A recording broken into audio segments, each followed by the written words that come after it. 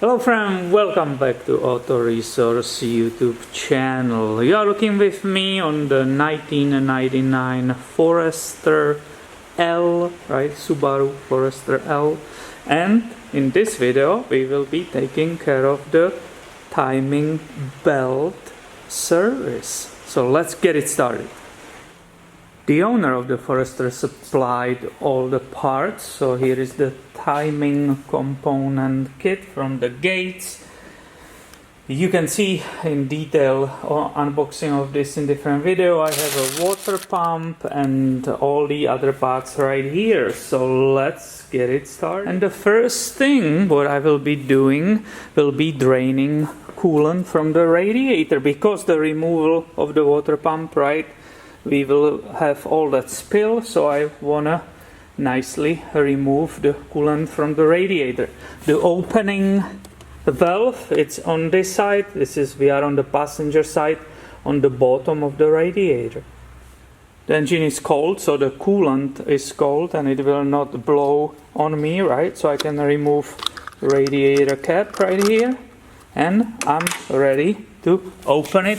On the bottom you can see nice down there that valve already nicely shooting that coolant out. And when it stopped dripping, I closed that valve on the bottom of the radiator.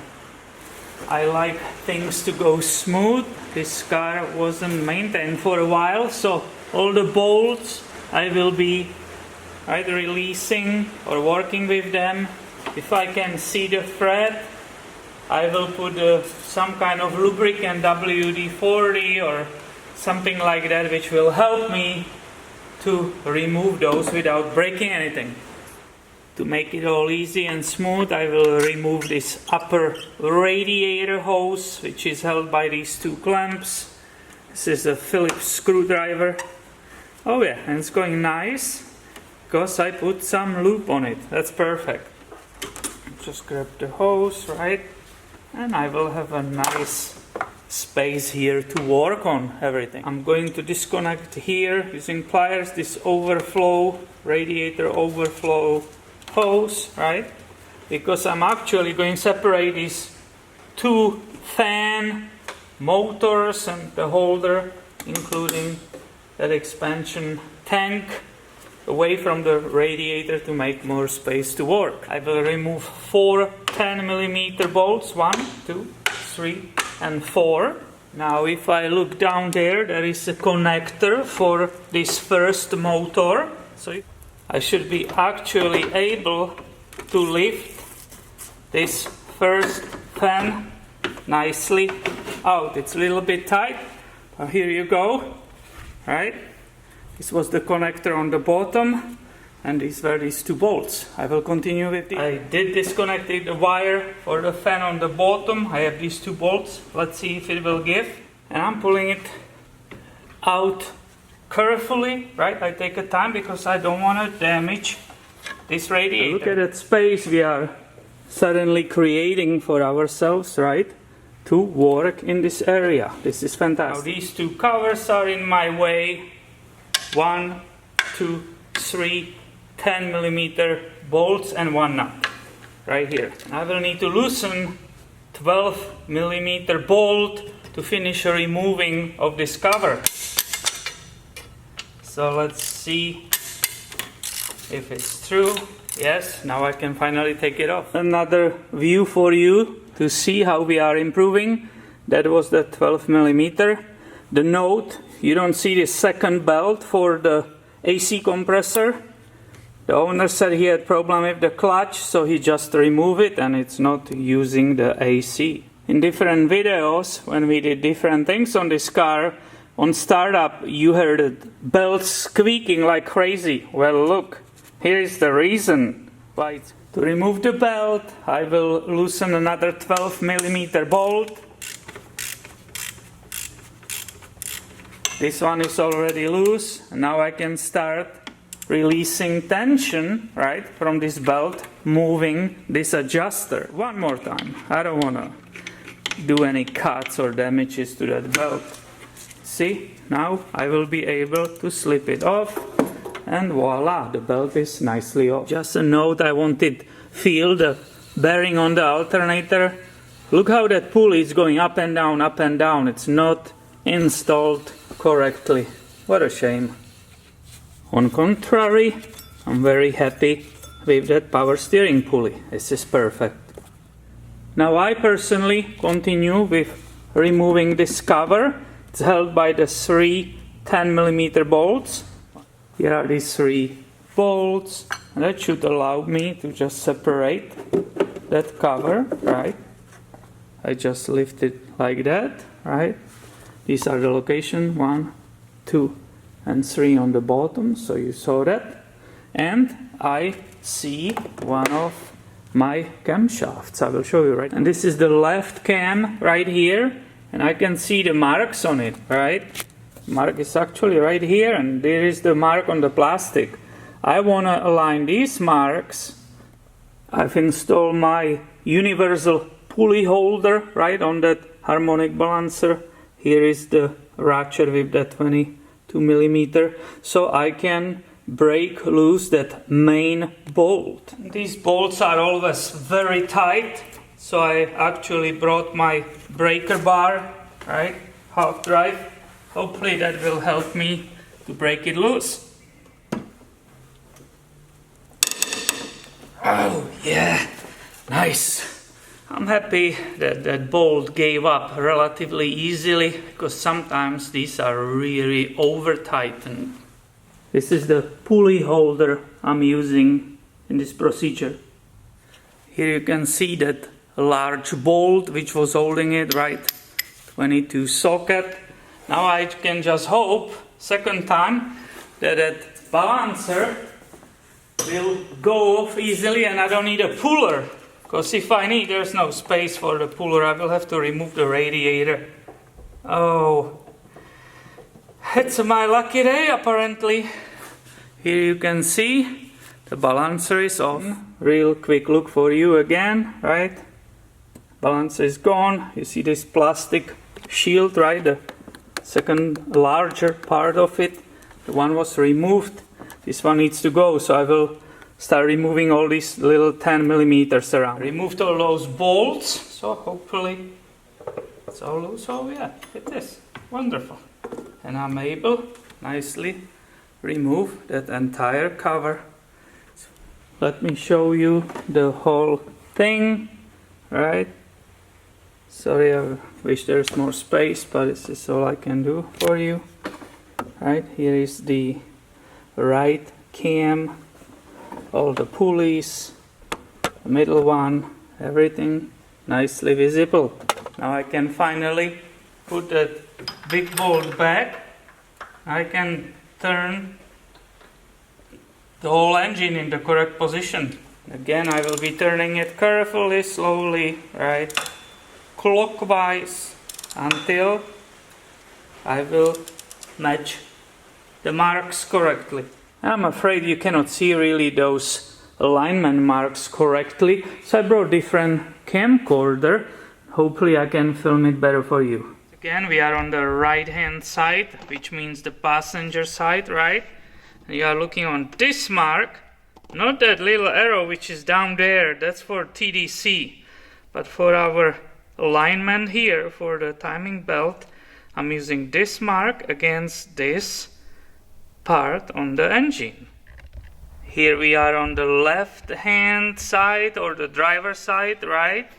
And it's this mark right here against this notch. This needs to be perfectly aligned. Again, there is another one here, that's for TDC. We are not using it at this procedure.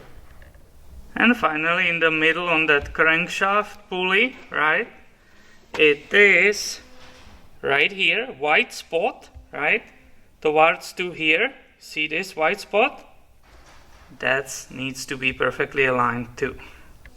I'm definitely ready to finally remove the timing belt, but what pulley, right? There are so many. Which one you remove the first?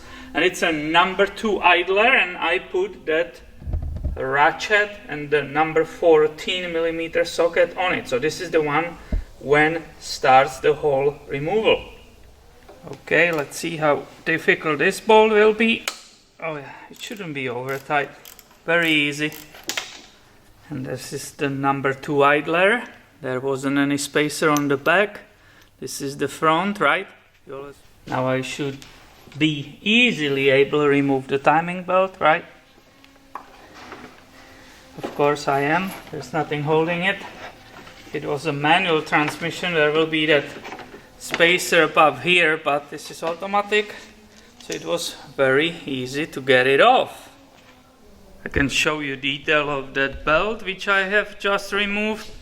I found out that it's actually made in Subaru. It's made in Japan by the Subaru. Here's another look on that front of the engine, this time without that timing belt.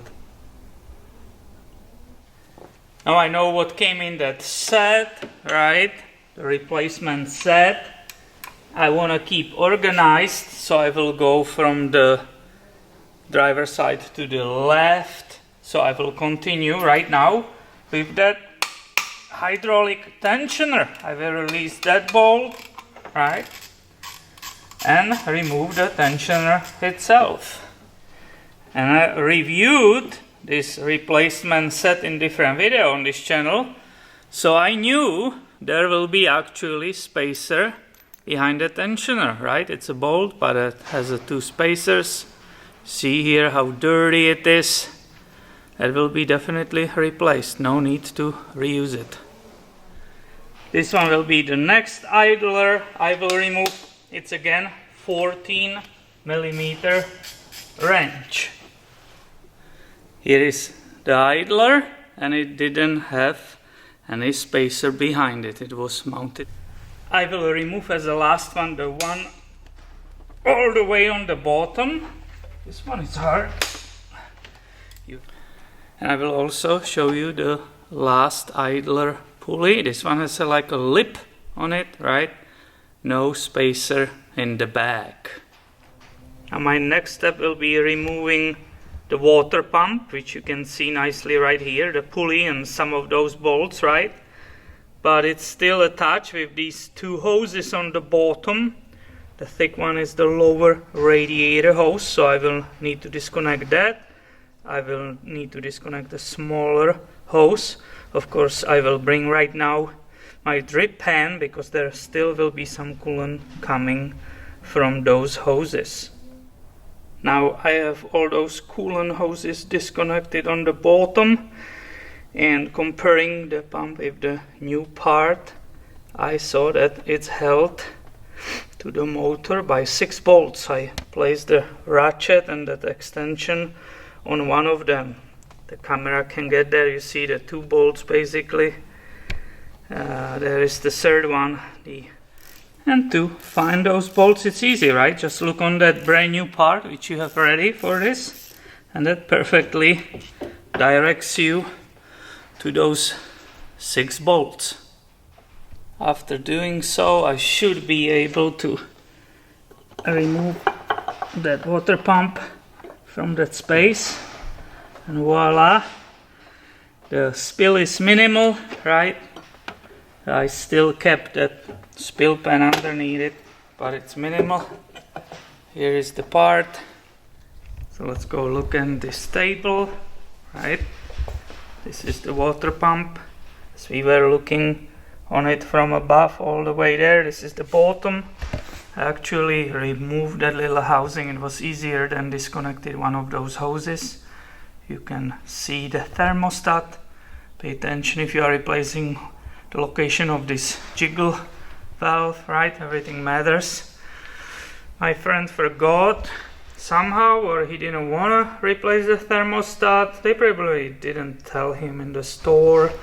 I will always recommend to do that too. However, it's no big deal because it's easily accessible from underneath the car, so it can be always done later. And that's basically all for removal. Obviously, that entire area is filthy, so I will use this opportunity, right? Clean everything before installing these parts back. This is great time to clean it up and do the great job while installing all those new parts. And that's all from me for this removal video. Make sure you are subscribed so you don't miss any future videos on this auto resource channel. Thanks for watching, my friend, today, and have a good one.